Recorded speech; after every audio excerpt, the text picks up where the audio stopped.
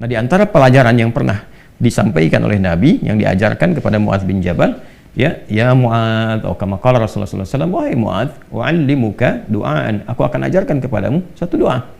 Ya, dan jelas kalimatnya. Bisa mengentaskan kesulitanmu, utang-utangmu, dain kalimatnya tuh, walaupun itu sebesar Jabal Uhud, gunung Uhud. Ya, Masya Allah. Ya, Muadz, maukah engkau aku ajarkan satu doa yang kalau engkau baca itu, engkau punya utang, terjebak dalam satu kondisi, ya, walaupun sebesar gunung Uhud, Allah akan melapangkannya. Ya, teman-teman yang pernah umrah, pernah haji, tahulah seperti apa gunung Uhud itu. Ya, panjangnya luar biasa dan seterusnya. Itu ilustrasi. Ya, bukan berarti harus segunung Uhud begitu. Gambarannya sebanyak apapun. Kalau benar-benar kita terkoneksi dengan Allah, bukankah Allah Maha Kaya, Maha segalanya, yang mudah mengangkat, mudah menurunkan, mudah memberi, mudah juga menghilangkan sesuatu, mengangkat yang baik, memberi yang baik, menghilangkan yang buruk, gitu kan? Dan seterusnya. Maka Muadz tentu mengiyakan, dan Nabi kemudian sallallahu alaihi wasallam memberikan petunjuk doanya, gitu kan? Maka beliau memulai dengan Allahumma, gitu kan? Kalau kita baca ayatnya kan qulillahumma, ya. Nah, kita bisa bacakan langsung potong dari kata Allahumma-nya berdasarkan pengajaran dari Nabi sallallahu alaihi wasallam kepada Muadz bin Jabal. Itu bisa dicek di hadisnya. Allahumma malikal mulki. Coba buka mushafnya ya. Buka mushafnya. Teman-teman buka mushaf ini, mushaf masing-masing di rumah, cari Quran surah ketiga Ali Imran ayat 26. Kan kata kulnya di situ, kalau kita baca Quran harus dibaca semuanya. Qulillahumma. Tapi kul itu kan katakan, ya, perintah Allah kepada Rasulullah. Nah, kita bisa dalam konteks berdoa, kita bisa langsung bacakan dari Allahumma-nya.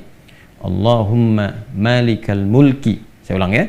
Allahumma malikal mulki tu'til mulka man tasha' wa tanzi'ul mulka mimman tasha' wa tu'izzu man tasha' wa tudhillu man tasha' biyadikal khair innaka ala kulli syai'in qadir. Jadi dimulainya dari Allahumma-nya sampai ke ujung ayatnya. Sudah? Dah ya? Kemudian teruskan Rahmanad dunya, Rahmanad dunya. Saya tulis ya, teman-teman itu bisa screenshot ya. Rahmanad dunya wal akhirah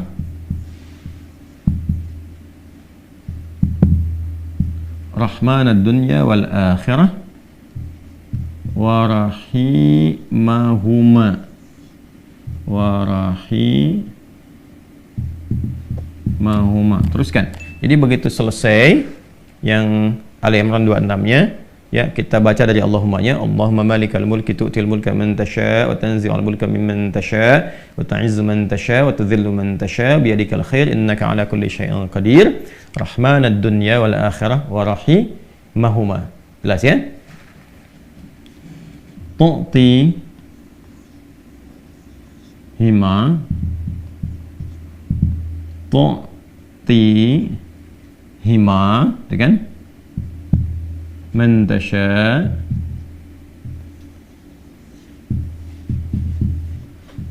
dah, wa tamna'u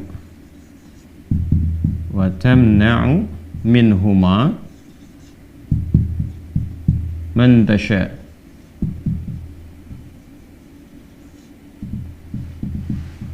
Dah? Sudah? Rahmanad dunya wal akhirah wa rahimahuma. Asalnya ya Rahman, ya Rahmanad dunya wal akhirah. Karena kita ingin cepat. Biasanya kan orang memohon tuh kalau punya utang pengen cepat dilepaskan kan? Maka caranya biasanya dilepaskan huruf ya-nya dan menunjukkan ini fathah untuk menunjukkan ada ya sebelumnya. Asalnya ya Rahmanad dunya wal akhirah. Kita percepat supaya kita minta sesuatu dipercepat. Rahmanad dunya wal akhirah wa rahimahuma tu'tihima man tasha' wa tamna'u minhuma, ya kan? Man tasha'. Allahumma malikal mulki tu'til mulka man tasha'. Ya Allah yang menggenggam segenap kekuasaan, Engkau memberikan kekuasaan pada siapa yang Engkau kehendaki. Wa tanzi'ul mulka mimman tasha', dan juga mencabut, mengambil kekuasaan dari siapa yang Engkau kehendaki. Wa tu'izzu man tasha', Engkau mengagungkan, mengangkat siapa yang Engkau kehendaki. Wa tudhillu man tasha', dan Engkau bahkan merendahkan di antara makhlukmu yang Engkau kehendaki sesuai dengan hukum-hukummu. Biyadikal khair, segala ketetapan kebaikan dan segala kemuliaan ada dalam ketetapanmu. Innaka ala kulli syai'in qadir, hanya Engkau yang paling kuasa untuk menetapkan segala hal. Rahmanad dunya wal akhirah. Ya Allah, yang maha pengasih, yang sempurna kasihnya dalam urusan dunia dan akhirat. Wa rahimahuma, dan sempurna kasih sayangnya dalam segala urusan dunia dan akhirat. Tutihi man tasya, engkau memberi siapapun, baik di langit ataupun di bumi, kepada siapa yang engkau kehendaki. Wa tamna'u minhum man tasya, engkau pun bisa mencegah apapun terjadi bagi siapapun makhlukmu di langit ataupun di bumi. Jadi kita mengambil dua hal nih, yang baik Allah kasih, dari yang buruk-buruk dicegah, gitu kan? Kemudian ini yang paling indah, aghnini bi rahmatika, ya Allah lapangkan aku. Aghni itu dari kata ghina, aghna yughni, aghni asal katanya dari kata ghina, sesuatu yang lapang dari segi harta, kayakan. Kadang diambil majas untuk mengayakan hati. Di sini maksudnya ke materi. Kayakan aku ya Allah, berikan aku kecukupan yang melapangkan aku, ya kan, dari urusan-urusanku. Maksudnya ini terkait hutang. Bi rahmatika, dengan rahmatmu. Ya ini bahasanya indah sekali, ini balaghahnya tinggi banget ya. Ya kalau kita ambil ke bahasa kita kan begini. Ya Allah, yang paling sayangkan engkau, yang paling punya kan engkau, yang menguasai dunia dan akhirat kan engkau, yang memiliki kebaikan kan engkau, yang mencegah dari segala yang sulit pun kan engkau, yang punya solusi semuanya engkau. Maka dengan kepasrahanku kepadamu dan pengakuanku atas semua rahmat dan kekuasaan keagungan yang engkau miliki, aku memohon dengan rahmatmu, dengan kasihmu, hanya engkau yang sayang ya Allah, yang bisa menyelesaikan urusanku. Ya, dan dengan rahmatmu aku mohon, yang bisa melapangkan keadaan hartaku untuk melunasi utang-utangku. Kalau aku memohon kepadamu saja dengan segala kasih sayangmu, kepada sifat sayangmu, ya kan? Kalau aku memohon dengan segala sayangmu belum kau kabulkan, maka kepada siapa lagi aku mesti mohon? Sedangkan kau yang paling sayang kepadaku. Kalau yang paling sayang saya tidak memberi, lantas kepada siapa saja? Ya, kepada siapa lagi aku mesti memohon? Maka aku mohon ya Allah, lapangkan keadaan diriku dengan sayangmu itu, sehingga aku tidak memohon dan meminta lagi kepada selainmu. Ini ya, aghnini bi rahmatika an rahmatin man siwak. Ya Allah, semua orang sudah mengatakan nggak bisa, ini nggak mungkin, ini nggak mau, itu tidak. Maka aku memohon kepada yang paling sayang kepada aku. Kalau kepada yang paling sayang saja belum dikabulkan, lantas kepada siapa lagi aku mesti meminta? Mohon lapangkan diriku dan berikan aku kekuatan, sehingga dengan rahmatmu aku tidak meminta kepada siapapun selainmu. Ini indah banget nih kalau kita turunkan dalam bentuk pemaknaan yang balaghahnya. Ini teman-teman doanya. Ya. Setelah itu akhirnya dengan Al-Fatihah. Fatihah itu pahalanya banyak banget, kan? Di antara namanya selain pahala itu juga ada fungsi-fungsi fadilahnya, keutamaannya. Ya, apa di antara fungsi keutamaan fadilah itu disebut juga dengan Al-Kafi, Asy-Syafi, yang mencukupkan segala hal. Ya kan? Yang dengan izin Allah bisa menyembuhkan, karena intisari Quran itu ada di Al-Fatihah. Maka diakhiri dengan Al-Fatihah, kemudian setelah itu tutup dengan sholawat. Tutup dengan sholawat. Nah, nanti ada hadis lain yang mengajarkan kaitan antara hutang dengan memperbanyak sholawat kepada Nabi Muhammad SAW. Ya. Nah, sholawat ini juga penting teman-teman sekalian, diperbanyak di akhir ya. Jadi setelah baca tadi Quran surat Nuh, Ali Imran, ya istighfar dulu. Jadi kalau kita rumuskan kan ketemu 5 kan? Ya, dari mulai kita istighfar dulu dengan segala ketulusan, dalilnya surat Nuh itu, kemudian di surah Ali Imran kita bacakan, terus praktek doanya kita temukan. Setelah itu Al-Fatihah, setelah itu kemudian sholawat kepada Nabi Sallallahu Alaihi Wasallam. Nanti di hadis lain ada seseorang yang diajarkan oleh Nabi Sallallahu Alaihi Wasallam untuk memanfaatkan, nah ini dia, kapan waktu, di pertengahan malamnya. Ya, untuk memanfaatkan pertengahan malam itu terkait dengan utang piutang juga. Nah, lalu dia berkata, apa yang harus kami lakukan ya Rasulullah? Yang perbanyak gitu kan, ibadah kepada Allah. Lalu diajarkanlah salawat. Aku akan mengambil, kata orang itu, sepertiganya. Kata Nabi, itu baik.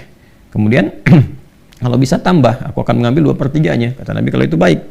Lalu kalau bisa tambah, aku akan mengambil keseluruhannya. Ketika orang itu menghidupkan salawat di akhir-akhir malam itu, ya maka Nabi SAW langsung berkomentar, kama qala Rasulullah SAW, maka Allah akan mencukupkan, bahkan melebihkan apapun yang kamu rasakan gitu ya, yang kamu hadapi. Nah, itu beberapa ulama menempatkan bab itu dalam pengentasan utang piutang. Jadi kalau kita temukan, ketemulah kemudian di sana 5 bagian, yang kelimanya ditutup dengan keadaan ini kapan, yaitu waktunya tengah malam, dan ditunaikan diawali dengan sholat dulu untuk mengoneksikan diri kita kepada Allah Subhanahu wa Ta'ala. Jadi kalau Anda bertanya kapan ini dibacakan, ya saya ulangi, kapan ini dibacakan, yang paling pokoknya adalah di pertengahan malam, di 1/3 malam. Jadi bangun malam hari supaya ada getaran kejiwanya lebih cepat mengamalkan Quran surah Al-Muzammil itu surah 73 ya, di ayat yang ke-6. Inna nasyi'atal laili hiya asyaddu wat'aw wa aqwamu qila. Bangun malam itu bacaannya menyentuh kepada jiwa, lebih mudah mendapatkan kekhusyuan. Jadi sepertiga malam bangun, istighfar gitu kan. Ya, setelah sholat kita supaya bangun konektivitas dulu. Sholat itu kan kalau sudah bagus khusyuk, konektivitasnya tinggi. Setelah itu baru diistighfari. Istighfar menjelang sahar. Ya, wabil asharihum yastaghfirun, menjelang sahar mereka banyak istighfar. Nah, kalau sudah beristighfar, itu Masya Allah nanti di Quran surah ketiga ayat 17 itu nanti akan diberikan oleh Allah 4 kekuatan yang bersanding dengan orang istighfar. As-sabirina was-sadiqina wal-qanitina wal-munfiqina wal-mustaghfirina bil ashar. Punya kekuatan untuk sabar, punya kekuatan untuk membenarkan ajaran Quran dan mengamalkannya. Kemudian apa lagi? Qanitin, khusyuk ibadah. Orang yang biasa bangun malam istighfar di ujung malam tuh lebih khusyuk ibadahnya. Nanti wal munfiqin, bisa jadi rajin infak, setara itu. 4 itu bisa setara. Jadi orang yang istighfar, pemahaman pertamanya bisa setara amalnya dengan orang yang rajin infak, yang khusyuk ibadah, orang yang membenarkan isi kitab dan mengamalkan, serta orang sabar. Pemahaman berikutnya adalah mendapatkan 4 keutamaan ini. Bisa rajin infak. Bagaimana bisa infak kalau nggak ada yang diinfaki? Ya, makanya itu satu-satunya juga yang menguatkan kembali bahwa ketika bisa istighfar dipraktekkan di ujung malam, wabil asharihum yastaghfirun. Kapan istighfarnya? Setelah tahajud. Dari mana taunya? Quran surah 51 dari ayat ke-15 sampai ke-18. Innal muttaqina fi jannati wa 'uyun akhidina ma atahum rabbuhum innahum kanu qabla dzalika muhsinin. Ayat 17-nya, kanu qalila minal laili ma yahja'un. Kan mereka itu orang-orang yang sedikit tidurnya, maksudnya menghidupkan malam, rajin tahajud. Setelah itu apa? Wabil asharihum yastaghfirun. Menjelang waktu sahar, sepertiga malam ke waktu sahar, ya dekat-dekat ke fajar, dia banyak istighfar. Nah, saat istighfar itulah dia dapatkan sampai hatinya khusyuk, baru bacakan ini. Ya Allahumma malikal mulki tu'til mulka man tasha' wa tanzi'ul mulka mimman tasha' wa tu'izzu man tasha' wa tudhillu man tasha' biyadikal khair innaka 'ala kulli syai'in qadir. Ar-Rahman ad-dunya wal akhirah. Itu tulisan ke sana. Wa rahimahuma tu'tihuma man tasha' wa tamna'u minhum man tasha'. Kemudian teruskan langsung ke bawah. Aghnini bi rahmatika an rahmati man siwak. Minta kepada Allah. Ya, setelah itu boleh sertakan kemudian bahasa-bahasa kita minta. Terus baca Al-Fatihah, tutup dengan salawat kepada Rasulullah sallallahu alaihi wasallam. Ya, itu dibiasakan. Nah, sampai mendapatkan kekuatan, tapi bukan berarti tidak berikhtiar. Setelah itu ikhtiar tetap. Ya, tetap berikhtiar. Ya, bagaimana cara berikhtiarnya? Ya, itu bisa kita bekerja dengan baik. Kalau nggak ada modal sama sekali, misalnya kita berikhtiar dulu dengan amal kebaikan. Datang ke masjid, berusaha rapi-rapi, gitu kan? Kemudian kita lihat ke DKM-nya, misalnya mengajukan dulu permintaan. Nggak usah banyak-banyak pinjamnya. Pinjamlah misalnya 100.000, 200.000 atau 500.000. Kemudian setelah itu cari peluang-peluang, misalnya di majelis-majelis ilmu kan banyak orang belajar itu. Ya, belilah modal tertentu, beli makanan atau minuman. Terus kontak ke DKM-nya, sampaikan. Ya, supaya nanti ada sinergi antara jamaah dengan yang dagang. Bicara dengan baik-baik sehingga nanti diumumkan. Ustadznya juga menyampaikan, berikan kelapangan kepada teman-teman yang sedang misalnya mencari rezeki berjualan, dapat dari situ, tambahkan lagi berdoa. Bisa jadi tiba-tiba Allah berkehendak menggerakkan orang-orang tertentu yang baik dan sebagainya. Ya kan? Jadi bukan datang ke ustadz untuk melunasi utangnya. Saya lihat beberapa teman-teman tuh kalau minta, saya terjebak riba gini, gimana solusinya? Mau minjam, mau minta dilunasin. Teman-teman saya itu udah tugasnya ngajar. Kalau antum tanya doang saya jawab, tapi ya, kalau urusan dunia carilah gitu kan, terkait dengan dunianya. Bisa antum ke Basnas, bisa ke bagian DKM masjid, bisa ke teman-teman pengusaha yang muslim yang baik-baik ya. Kalau saya kan ngajar gitu. Ya, kalau ada alhamdulillah, kalau ada itu kan. Ya, kalau yang sifatnya terkait dengan bimbingan itu lebih utama.